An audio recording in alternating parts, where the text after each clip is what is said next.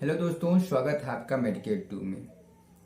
आज cough syrup के बारे में बात करते हैं कि किस प्रकार के कफ में यानी किस प्रकार की खांसी में किस प्रकार की सिरप लेनी चाहिए जिससे कि खांसी जल्दी ठीक हो जाए।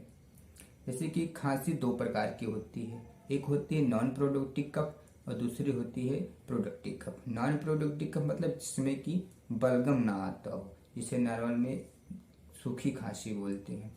और प्रोडक्टिव कफ मतलब होती है जिसमें कि बलगम आता हो, जिसे बेड वाली खांसी यानी कि बलगम वाली खांसी बोलते हैं। अगर आपको सूखी खांसी है यानी कि अगर आपको सूखी खांसी तो कैसे पहचानें? जब आप खांसते हैं तो आप कफ के साथ यानी खांसते समय मुंह से कुछ बलगम जैसी पदार्थ नहीं निकलेगा, यानी मुंह का जैसा कोई पदार्थ नहीं निकलेगा। अगर ऐसी कोई समस्या है तो आप ऐसी सिरप लीजिए जिसमें डेक्स्ट्रोमेथार्सन हो। ये क्या करती है? ये आपके ब्रेन पर जाकर वर्क करती है, क्योंकि ये एंटीटसिव होती है। तो ये आपके ब्रेन में उस कफ सेंटर को सप्रेस कर देती है, जिसके कारण आपका खांसी ठीक हो जाता है।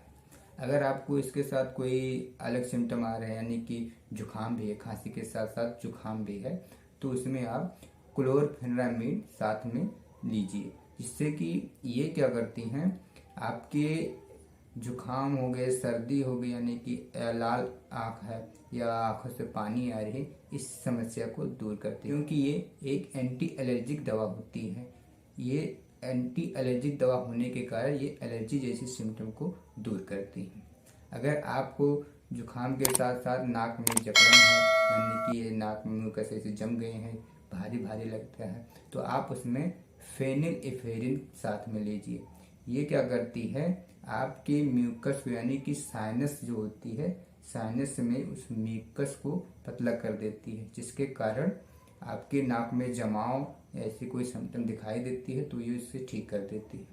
अगर बात करें बलगम वाली खांसी के लिए, तो बलगम वाली खांसी में हम एम्ब्रोक्सेल या ब्रोमहेक्सिन उसके साथ गुआनिफेंसिन का कॉम्बिनेशन देते हैं। एम्ब्रोक्सेल या गुआनिफेंसिन ये क्या करती हैं, ये बलगम को पतला कर दे यानी म्यूकस को पतला कर देती है, जिससे कि एक्सपेल आउट करने में, खांसते समय बाहर निकलने में मदद मिलती है।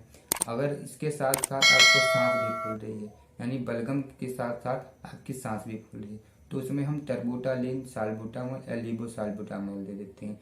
ये क्या होती हैं? ये ब्रोंकोडायलेटर होती हैं, जो कि आपकी सांस की नली को चौड़ा कर देती है, जिससे सांस लेने की समस्या खत्म हो जाती है। इस सिरप को पीने से किसी किसी को कुछ ट्रिमर जैसी समस्या आने लगती है, या घबराहट होने लगता है, पल्स रेट बढ़ जाता है, या हार्ट रेट बढ़ जाता है, या सनसनाहट होने लगती है, बेचैनी होने लगती है, ऐसी सिम्टम आती है। क्योंकि जो ब्रोंकोडायलेटर होते हैं ये बीटा 2 एड्रेनर्जिक रिसेप्टर एंटागोनिस्ट होते हैं, यानी कि ये हार्ट पर भी वर्क करते हैं, लंग्स के साथ साथ हार्ट पर भी वर्क करते हैं, जिसके कारण हार्ट का रेट बढ़ जाता है, यानी कि पल्स रेट बढ़ जाएगी आपकी, या बीपी बढ़ जाएगा, ऐसा सिम्टम आने लगता है। तो काफ़ी लोग घबरा जाते हैं कि मतलब मैंने लिया खांसी की सिरप और मुझे ये प्रॉब्लम आने लगी, तो इससे डॉक्टर के यहाँ जाते हैं तो परेशानी बताते कि डॉक्टर साहब मैंने ये सिरप लिया, मुझे ऐसी प्रॉब्लम आने लगी, कौन सी सिरप आपने दे दी। तो ये समस्या काफ़ी दोनों के बीच में आने लगती है। तो आप जब भी ये सिरप दीजिए, बलगम वाली सिरप, तो आप पेशेंट को बता दीजिए कि आपको अगर ऐसी कोई समस्या आ रही है तो आप या तो कम डोज ले लीजिए या तो फिर बंद कर दीजिए, जिससे कि पेशेंट को भी संतुष्टि मिल जाती है कि हाँ डॉक्टर ने मुझे बताया था। अगर वीडियो आपको अच्छी लगे तो लाइक और शेयर ज़रूर करें और अपने दोस्तों को भी पास भेज दें, जिससे इस जानकारी से वो सोच समझ के कोई सिरप लें।